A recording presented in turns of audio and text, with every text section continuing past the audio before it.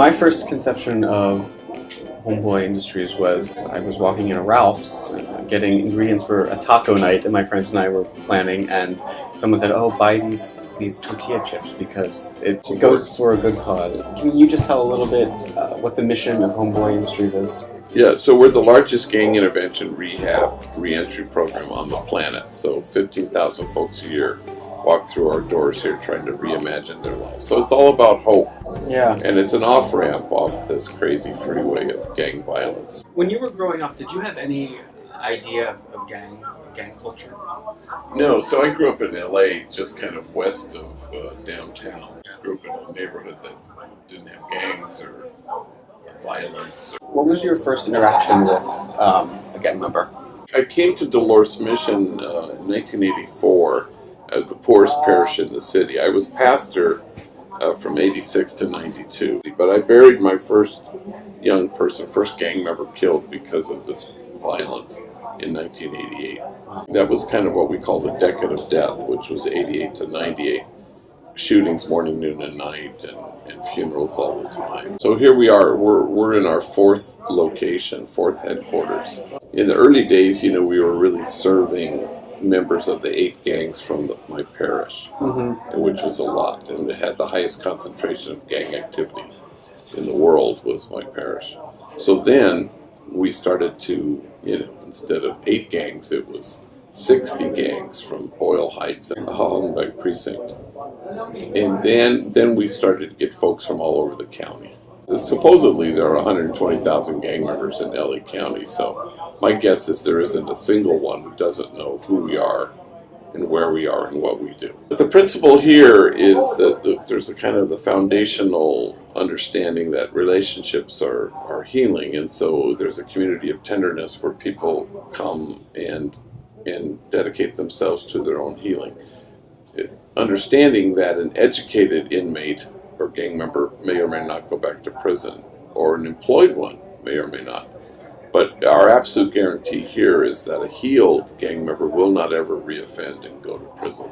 So if people surrender to their 18-month program here, then they leave here and they're resilient people, and the world will throw at them what it will. But this time they're not going to be toppled by it. In the early days, were you trying to recruit people to come and into the program? Yeah, because you can't force anybody to do anything, right? And even when you see someone who might really benefit from the program, how do you get people? Or mandated them by the courts or anything. Honestly, that's just never been an issue for us. They come here and word of mouth spreads, and if you hire one guy from one gang, trust me, you're going to get 8 from the same gang coming through. What's the average age? It's as young as 14, which is the age at which you can work and get paid in a non-profit. And then there are a few people my age here, so as high as 65. And we just had a guy in yesterday, just finished 37 years in prison. Wow. Yeah.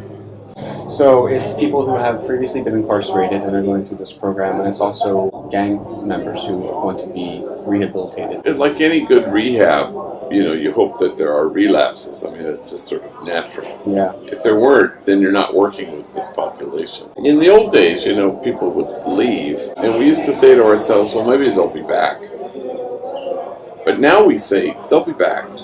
And they always come back. Because once you get a dose of this place, then you kind of have a feel for, well, that was nice. Right. A place that, and it was a place where we had a sense of rest and relief.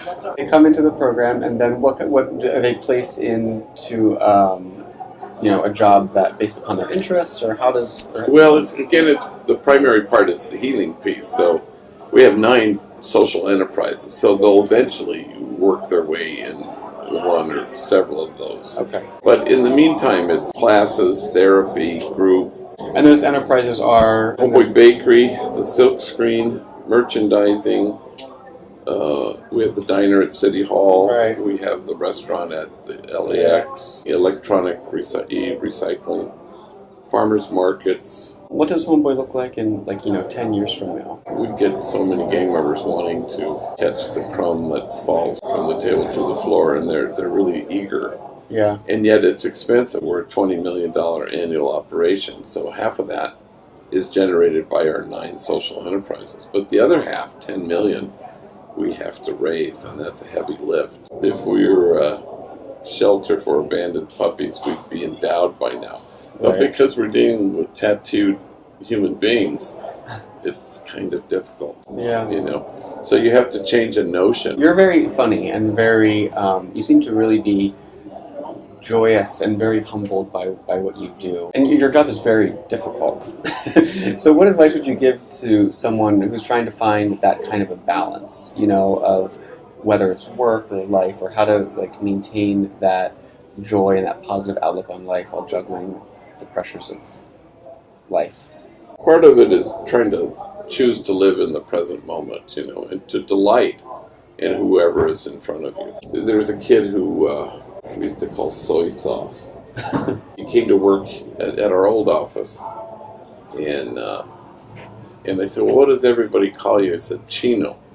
And I thought, well, that's not going to work because we have 5 Chinos.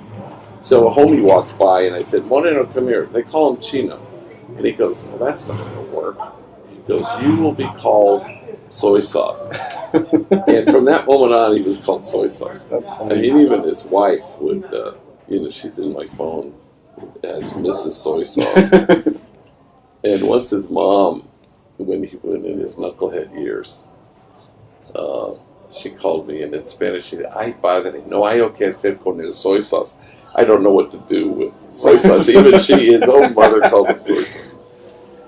Well, he was killed 2 nights ago, and I had just seen him at Christmas. He came by and hasn't worked for us for a little while, but a sweet guy with 3 kids. So, you delight in the time that anybody is with you, for how painful it is to, and he'll be the 227th kid that I've buried. And you still keep doing, it doesn't deter you. You still keep, doing what you're doing despite all that. Well, I mean, this is where the joy is. I think the joy is really to be located on the margins, because these are the trustworthy guides to lead us to where we all need to be.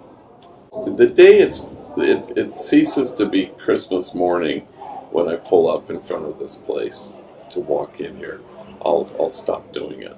You've served, I'm sure, as a mentor to so many people, but who are the people that influenced you? Who do you look up to? It's really about allowing yourself to be reached by these folks, And so, in a real true sense, all of them are my mentors, And I learn stuff every day, profound stuff that alters your heart. You're always giving amazing talks and doing interviews and spreading a message of compassion and kinship and inclusivity. What's the greatest lesson that you've learned from working in this organization for so long? We're accustomed to saying things like make a difference. I just want to make a difference, But I don't think you go to the margins to make a difference, because then it's about you. Yeah. But if you go to the margins so that the folks at the margins make you different, then it's about us. Right. Then it's about exquisite mutuality. Then it's about erasing boundaries. I mean, you've won countless life achievement awards, and you are, I think, one of the treasures of Los Angeles currently. So, what do you want your legacy to be? When I was diagnosed with leukemia a handful of years ago, people start giving you lifetime achievement awards, if you know what I mean. You have to have a light grasp on all these things. Yeah. On praise and blame, on plaques and awards and people telling you where to shove it, Yeah. Thank you so much. We appreciate your time. It's an honor to be with you. Thank you. And all the work that you're doing. So. Sure.